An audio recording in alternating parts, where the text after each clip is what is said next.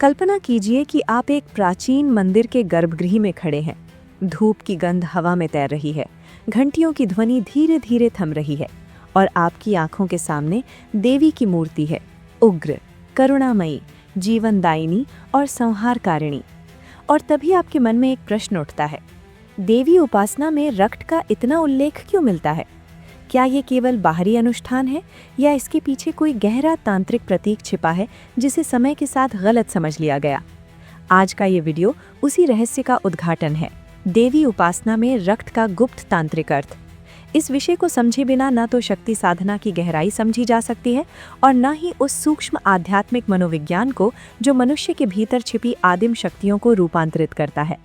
इस पूरे विमर्श में हम किसी भी प्रकार की हिंसा का समर्थन नहीं करेंगे, बल्कि उस प्रतीकात्मक, आंतरिक और ऊर्जा आधारित अर्थ को समझेंगे जिसे तंत्र परंपरा ने रक्त शब्द के माध्यम से व्यक्त किया। तांत्रिक दर्शन में देवी केवल बाहरी शक्ति नहीं, बल्कि चेतना की आदि शक्ति है, वो शक्ति जो सृष्टि, स्थिति और संहार तीनों में प्रवाहित है। रक्त, जिसे सामान्य दृष्टि से केवल शरीर का द्रव माना जाता है, तांत्रिक प्रतीकवाद में जीवन ऊर्जा, प्राण, आवेग, वासना, क्रोध, साहस और अस्तित्व की तीव्रता का प्रतिनिधित्व करता है।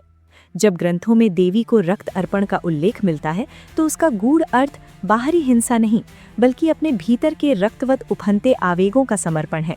अपनी वासनाओं, अपने अहंकार, अपने क्रोध, अपने भय और अपनी आसक्तियों का त्याग है। रक्त लाल है और लाल रंग मूलाधार चक्र का प्रतीक है, जो अस्तित्व, सुरक्षा, भय और जीवित रहने की वृत्ति से जुड़ा है। देवी उपासना में रक्त का उल्लेख इस मूल प्रवृत्ति के रूपांतरण का संकेत है। तंत्र का मार्ग दमन का नहीं, रूपांतरण का है।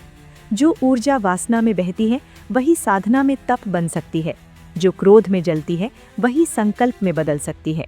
रक्त का तांत्रिक अर्थ है अपनी कच्ची आदिम ऊर्जा को देवी के चरणों में समर्पित कर उसे दिव्यता में रूपांतरित करना। अब एक कहानी से इसे समझिए। एक युवक था जिसका नाम मान लीजिए नील। नील भीतर से अत्यंत आक्रामक था। छोटी छोटी बातों पर उसका क्रोध फूट पड़ता। उसने कई आध्यात्मिक मार्ग अपनाए, पर हर जगह उसे कहा गया कि अपने क्रोध को दबाओ, उसे पाप समझो। लेकिन जितना वो दबाता उतना ही भीतर विस्फोट बढ़ता। एक दिन वो एक तांत्रिक गुरु के पास पहुंचा। गुरु ने उससे कहा, तुम्हारा क्रोध ही तुम्हारी शक्ति है, उसे दबाओ मत, देवी को अर्पित करो। नील समझ नहीं पाया। गुरु ने समझाया, जब तुम क्रोध महसूस करो उसे देखो, उसे जियो मत, उसे देवी के चरणों में मानसिक रूप से अर्पित करो। कहो, ये रक्तवत ऊर्जा तुम्हारी है, इसे रूपांतरित करो। धीरे धीरे नील ने अनुभव किया कि वही तीव्रता जो पहले विनाश करती थी अब साधना में गहराई ला रही है। उसका जप प्रखर हुआ, उसका ध्यान स्थिर हुआ। ये है रक्त का आंतरिक अर्थ, अपनी जीवन ऊर्जा का सचेत समर्पण। ऐतिहासिक रूप से कुछ क्षेत्रों में पशु बलि जैसी प्रथाएं रही हैं, लेकिन अनेक तांत्रिक आचार्यों ने स्पष्ट किया कि सर्वोच्च बलि अहम की होती है। मांस का अर्थ मैं का त्याग, मदिरा का अर्थ मद या अहंकार का विसर्जन और रक्त का अर्थ अपनी जीवन शक्ति का समर्पण।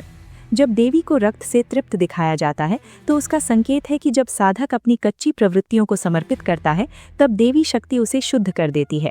ये मनोवैज्ञानिक स्तर पर भी सत्य है। आधुनिक मनोविज्ञान कहता है कि दबी हुई भावनाएं विकृति बन जाती हैं। तंत्र कहता है उन्हें चेतना में लाओ, स्वीकारो और रूपांतरित करो। रक्त जीवन है और देवी जीवन की स्वामिनी है, इसलिए रक्त का तांत्रिक अर्थ है जीवन को पूर्णता से स्वीकारना, उसकी तीव्रता सहित।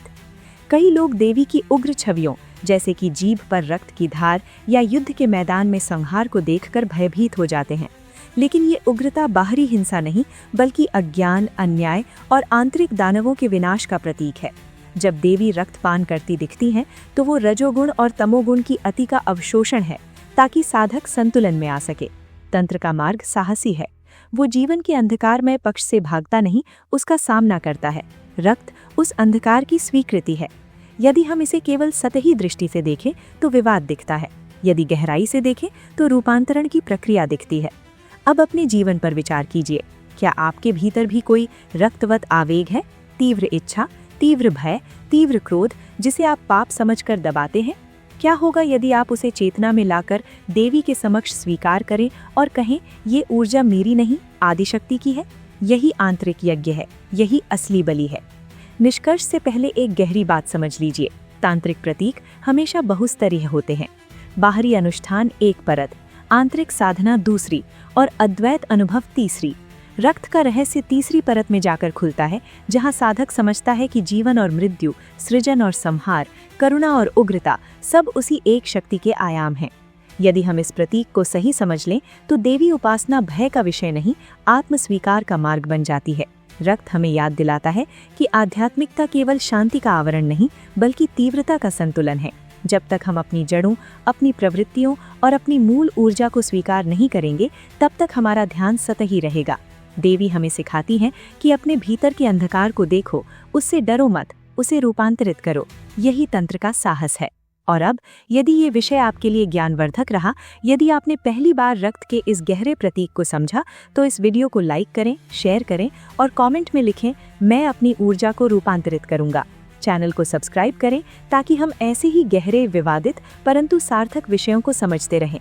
याद रखिए, देवी बाहर नहीं, आपके भीतर की जागृत शक्ति है और असली अर्पण आपका जागृत हृदय है।